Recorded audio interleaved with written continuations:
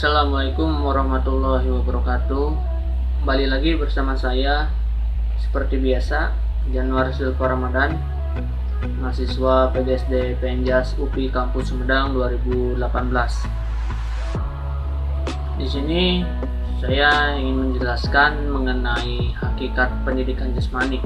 Saya akan mengutip dari beberapa ahli.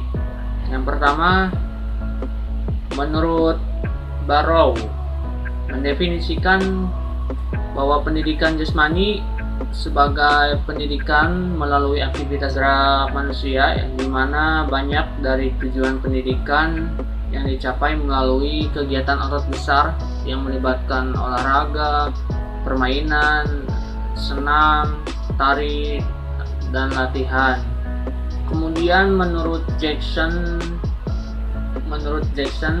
menyatakan bahwa pendidikan jasmani adalah pendidikan atau bagian dari pendidikan yang berlangsung melalui kegiatan yang melibatkan mekanisme motorik tubuh manusia yang menghasilkan pola perilaku individu.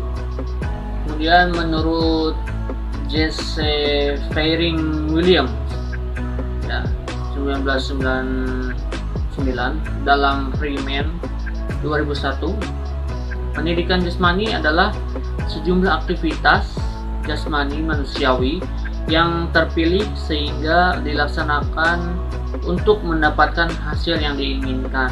Jadi hakikat pendidikan jasmani adalah proses pendidikan yang memanfaatkan aktivitas fisik untuk menghasilkan perubahan dalam kualitas individu, baik dalam hal fisik, mental, serta emosional.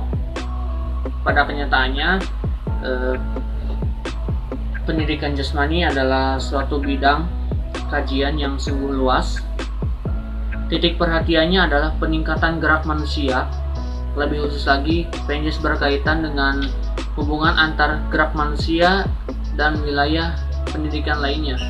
Hubungan dari perkembangan tubuh fisik dengan pikiran dan jiwanya. Fokusnya pada pengaruh perkembangan fisik terhadap wilayah pertumbuhan dan perkembangan aspek lain dari manusia, itulah yang menjadikan unik.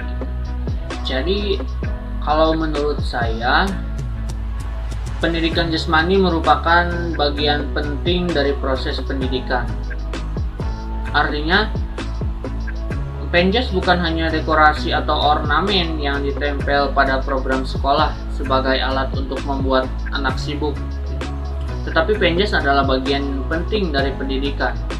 Melalui Penjas yang diarahkan dengan baik, anak akan mengembangkan keterampilan yang berguna bagi pengisian waktu senggangnya, berkembang secara sosial, dan menyumbangkan pada kesehatan fisik dan mentalnya. Meskipun Penjas menawarkan kepada anak untuk bergembira, tidaklah tepat untuk mengatakan pendidikan jasmani diselenggarakan semata-mata agar anak bergembira dan bersenang-senang.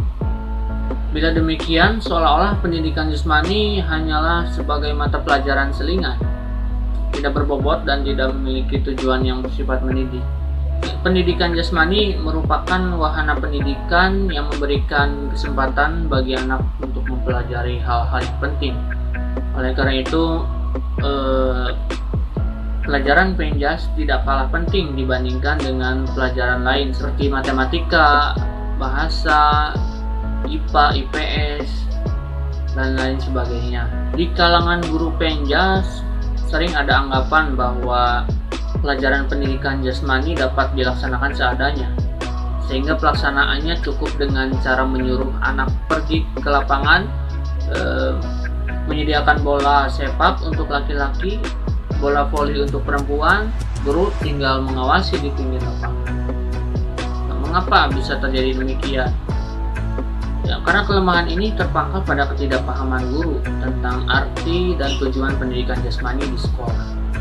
Di samping ia mungkin kurang mencintai tugas itu dengan sepenuh hati,